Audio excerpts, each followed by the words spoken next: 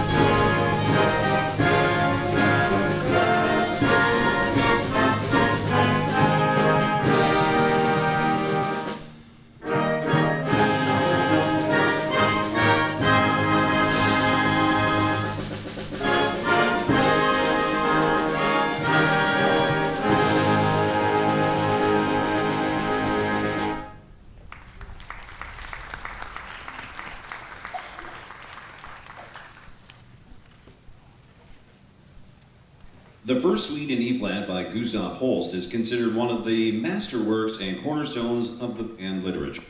Although completed in 1909, the suite didn't receive its official premiere until 11 years later on June 23rd of 1920, making 2020 the centennial anniversary of the premiere. There are three movements in the suite: chaconne, intermezzo, and march. Tonight we'll perform the first movement only, the chaconne. The chaconne begins with a ground bass reminiscent of those written by Henry Purcell or William Byrd. It is performed by tuba, euphonium, and string bass and is repeated throughout the ensemble 16 full times as varying instrumental textures and variations of the theme are layered within it. Following a delicately scored chamber setting of the theme, the music steadily builds to a brilliant F major chord that concludes the movement.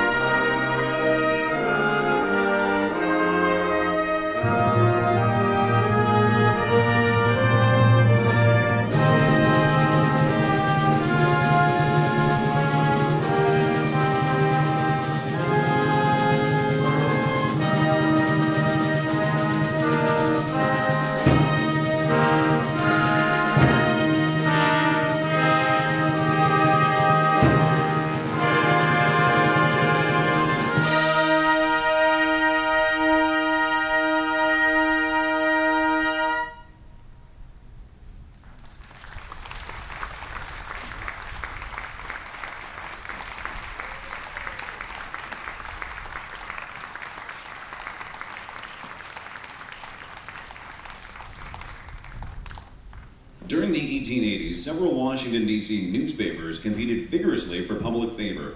One of these, the Washington Post, organized what was known as the Washington Post Amateur Authors Association and sponsored an essay contest for school children.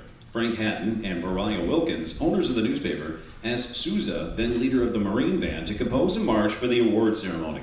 The ceremony was held on the Smithsonian grounds on June 15th of 1889. President Harrison and other dignitaries were among the huge crowd. When the new march was played, Sousa and the Marine Band, it was enthusiastically received, and within days it became exceptionally popular in Washington. Next to the Stars and Stripes, the Washington Post has been Sousa's most widely known march. He delighted in telling how he heard it so many times in so many different countries, played in so many different ways, and often accredited to native composers. It was a standard as Sousa band performances and was often openly demanded when not scheduled for a program. It was painful for Sousa to relate to that. Like Semper Fidelis and other marches of that period, he received only $35 for it, while the publisher made a fortune. Of that sum, $25 was for a piano arrangement, $5 a band arrangement, and $5 for an orchestra arrangement. Today, in a community room in Washington, a spotlight illuminates a life-size color portrait of Sousa in a uniform, resplendent in his Scarlet Marine Band uniform. This is the John Philip Sousa Community Room in the Washington Post building. It is the newspaper's tribute to the man who first gave it worldwide fame.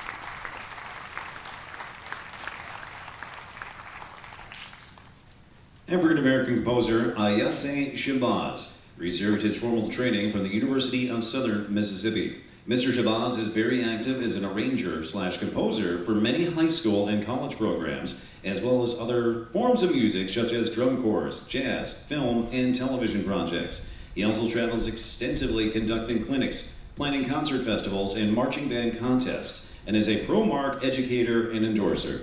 A Quiet Journey Home is based on the well-known spiritual His Eye is on the Sparrow, in a Granger-esque setting.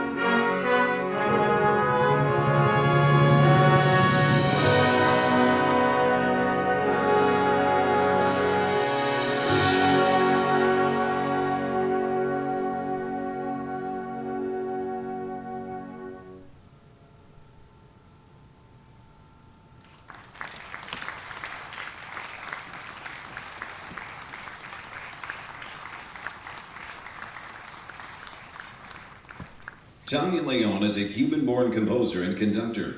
She was born Tania Justina Leon of mixed French, Spanish, Chinese, African, and Cuban heritage. She began studying the piano at the age of 4, and she attended Carlos Alfredo Helrada Conservatory and the National Conservatory. In 1967, she settled in New York City, continuing her studies at New York University. She has been the subject of profiles on ABC, CBS, CNN, PBS, Univision, including their noted series Orgullo Hispano, that celebrates living American Latinos whose contributions to society have been invaluable, along with Telemundo and independent films. Alegre is a Spanish word meaning joyful. Utilizing the style of a Latin groove, the piece is a showcase for rhythmic dexterity. It also demonstrates the link in Latin America cultures between music and dance. Tania Leon incorporates the stylistic elements of this offbeat accents along with improvisation to create a brilliant piece that excites both mind and body.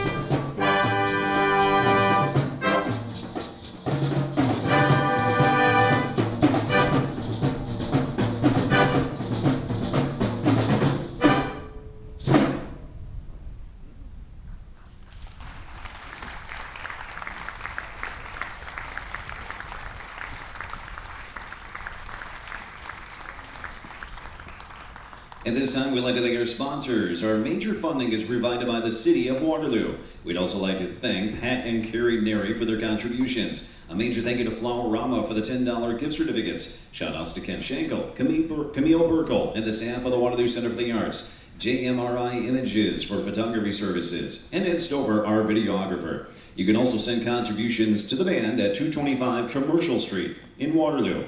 Be sure to like the Waterloo Municipal Band on Facebook. There's also more information, pictures, and videos on our website at www.waterloobandia.org. We have a $10 Flowerama gift certificate to a winner tonight. Congratulations to Lene Scheffel. Nice job, Lene. It'll be up at the table where you checked in tonight, waiting for you your $10 gift card to Flowerama. Congratulations. Karl King gave up trouping with the circus bands in 1918, but he continued to write marches and gallops for the circus for many, many years. The Big Cage Circus Gallop was written in 1934 and dedicated to Clyde Beatty, who was a famous lion tamer. As a musical form, the gallop has increased in tempo considerably from its 19th century European origin as a ballroom dance. Then it was moderately fast, hop, glide, dance step. Now it is a fast and furious contest between the tigers and the musicians to see who can finish their act first.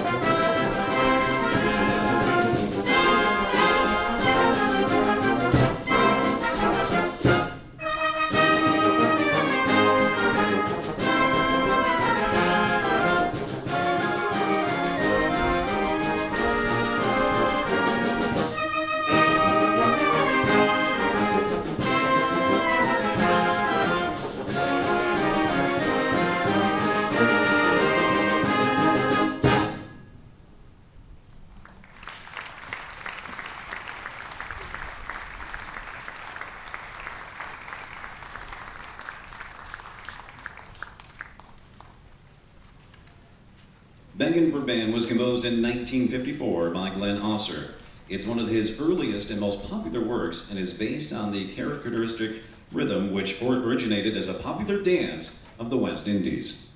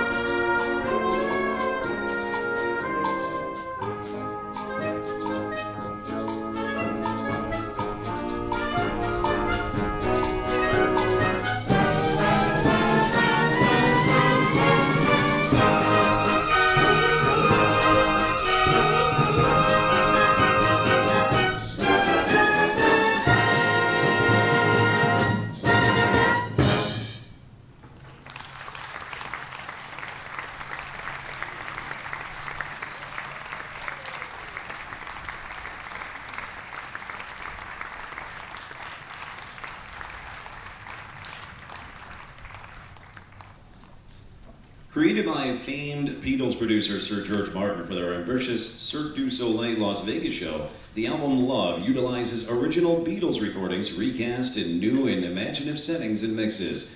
Effectively adapted for the concert stage, this terrific medley features Because, Drive My Car, The Word, What You're Doing, Hey Jude, and Sgt. Pepper's Lonely Hearts Club Band.